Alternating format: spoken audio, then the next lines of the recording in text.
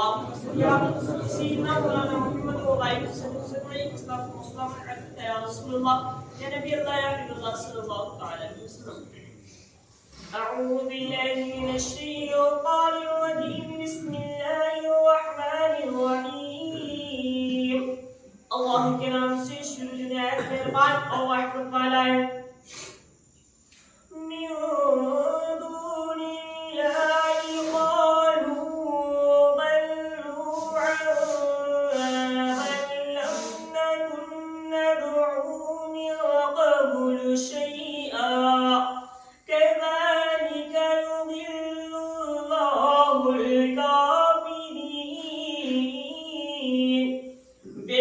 اللہ کے مقابل کہیں گے وہ تو ہم سے گم گئے بلکہ ہم پہلے کچھ پوچھتے ہی نہ تھے. اللہ یوں ہی گمراہ کرتا ہے کافروں کو. اور شاہد ہے ذالکم بکم تفرحون بالارض بغیر الحق وبما کنتم تمرحون. یہ اس کا بدلہ ہے جو تم زمین میں باطل پر خوش ہوتے تھے اور اس کا بدلہ ہے جو تم اتراتے تھے. اللہ اکبر. یہ تبارک و تعالی ارشاد فرمائے گا یہ اس کا بدلہ ہے جہنم میں ڈال کر. یہ اس کا بدلہ ہے جو تم دنیا میں غلط کرنے کے بعد بھی اترایا کرتے تھے. یہ قرآن کا فرمان ہے, یہ کسی کے باپ کا فرمان نہیں ہے, یہ رب کا فرمان ہے. رب ارشاد فرماتا ہے یہ اس کا بدلہ ہے جو تم زمین میں باطل پر خوش ہوتے تھے. باطل بولتے ہیں غلط کو, تو غلط پر خوش ہوتے تھے. اب اس کا بدلہ کیا ملا؟ جہنم. اللہ. آج اگر ہم کچھ غلط کر کے اتراتے ہیں, اس پر گھمنڈ کرتے ہیں, اس پر خوش ہوتے ہیں, تو اللہ رب العزت سے پوچھو اللہ اس کا بدلہ کیا ہے؟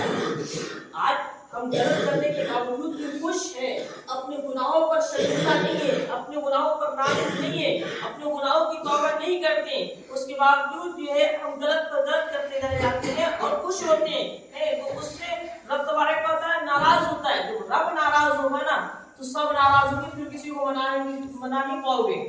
اور پھر رب ہی ناراض ہو جائے, ساری کائنات اس سے ناراض ہے, اور پھر اس کا بدلہ کہا جائے کیا ملے گا ہمیں اور آپ کو؟ اس کا بدلہ جہنم ملے گا. اللہ اکبر. آج ہم غلط کرنے کے بعد ہم اپنے گناہوں کی معافی چاہتے ہیں. اگر آج ہم اللہ رب العزت کے بتائے ہوئے فرمان پر چلتے ہیں, نبی کی بات پر عمل کرتے ہیں, تو دنیا میں بھی کامیاب ہیں, میدان محشر میں بھی کامیاب ہیں.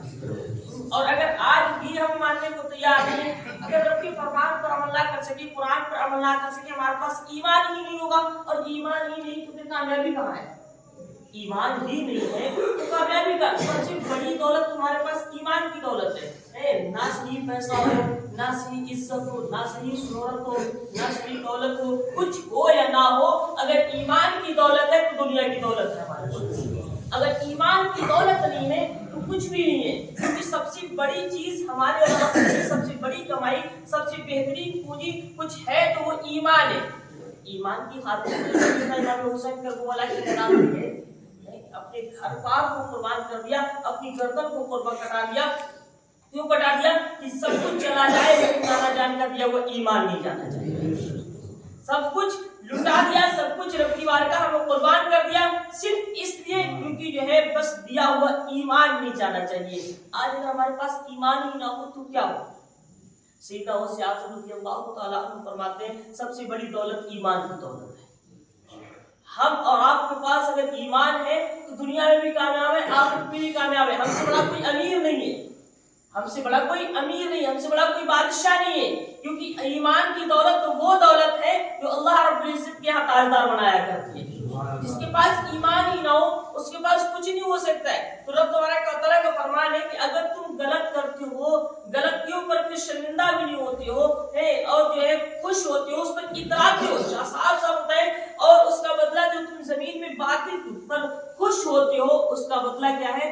جہنم. اس پر غلط کرنے کے بعد تو اتراتے بھی ہو, اور اگر کوئی سمجھا کے سمجھنے کی کوشش نہیں کرتے, اللہ رب العزت ایسے لوگوں کو معاف نہیں فرماتا ہے. اگر کل میدان محشر میں کوئی کہے گا بھی نا کہ میرے پاس کوئی سمجھانے والا نہیں تھا, تو ان علماؤں کو پیش کیا جائے گا, ان لوگوں کو پیش کیا جائے گا جن لوگوں نے ان کو جو ہے سمجھایا تھا, جن لوگوں نے منع کیا تھا کسی کام کے لیے. اگر پھر بھی جھوٹے بن جاؤ گے تو پھر اب تبارک و تعالیٰ خود فیصلہ فرمانے والا ہے. وہاں پر اگر تمہاری زبان سے گناہ ہوا ہے تو زبان بولتی نظر آئے گی, ہاتھ سے کوئی گناہ ہوا تو ہاتھ بولتا نظر آئے گا, پیر سے کوئی گناہ ہوا پیر بولتا نظر آئے گا, ہر عضو بولتا نظر آئے گا جس سے ہم نے گناہ کیا ہے. تو اس وقت ہمارا کس حد تک ہمارا نہ ہوگا, کوئی اور ساتھی کیسے ہمارا ہو سکتا ہے, کوئی دوست ہمارا نہیں ہو سکتا ہے. نفسی نفسی کا عالم ہوگا. وہاں پر اگر کچھ کام آئے گا تو پیارے رسول صلی اللہ علیہ وسلم کا ساتھ کام آئے گا. آج اگر ہم دنیا میں کام کرتے ہیں پیارے رسول کو راضی کر لیتے ہیں تو اللہ تبارک و تعالیٰ میدان محشر میں پیارے رسول صلی اللہ علیہ وسلم کے صدقے ہم سب کی بخشش اور مغفرت ضرور عطا فرمائے گا. کوئی شراب کر پیتا ہے, اس کو اگر منع کر دو نا تو بڑا برا لگتا ہے, ارے اس نے منع کیسے کر دیا. لیکن آپ کو نا اللہ تعالیٰ کا فرمان ہے کہ بہتا ہوا سمندر ہو, بہتا ہوا سمندر ہو, اس میں شراب کا ایک قطرہ ڈال دیا جائے, شراب کا ایک قطرہ ڈال دیا جائے, پھر اس میں جو ہے سمندر سوکھ جائے, اس کے بعد اس میں گھاس جمے, پھر اس میں پانی دوبارہ سے ہو جائے, پھر دوبارہ سے پانی ہو اور اس میں پانی, اس پانی سے جو پہلے سمندر تھا, سمندر میں ایک قطرہ شراب کا پڑا, شراب پڑنے کے بعد سمندر سوکھ گیا, اس کے بعد اس میں گھاس جم گئی, دوبارہ پھر پانی ہو گیا, تو میں اس پانی سے اپنی جانور کو بھی نہلانا تک پسند نہ کروں گا, اس پانی سے اپنے جانور تک کو نہلانا پسند نہ کروں گا. سوچو جانور کو جب نہلانا پسند نہیں کریں گے تو خود کیسے اس کو استعمال کر سکتے ہیں. آج ہم شراب پر شراب پیت کے لے آتے ہیں, جوا پر جوا کھیلتے چلے جاتے ہیں, غلط پر غلط کرتے چلے جاتے ہیں, لیکن اس کے بعد ہم شرمندہ نہیں ہوتے ہیں اور جو ہے اس کام کرنے کے بعد ہم اتراتے ہیں کہ ہم نے بہت اچھا کیا. میرے بھائیوں, یہ چند دن کی زندگی ہے, اس میں اگر ہم کچھ ایسا کرتے ہیں جس سے میرے نبی ناراض ہو جائے تو دنیا بھی خراب ہے, آخرت بھی خراب ہے. کچھ ایسا کر لو 4 دن کی زندگانی میں کہ دنیا والے بھی یاد رکھیں, مر جائیں تو قبر میں فرشتے بھی پیارے آقا صلی اللہ علیہ وسلم کے ساتھ سلامی دیتے نظر آئے, اٹھائے جائیں تو جنت کے حقدار بنا کرو.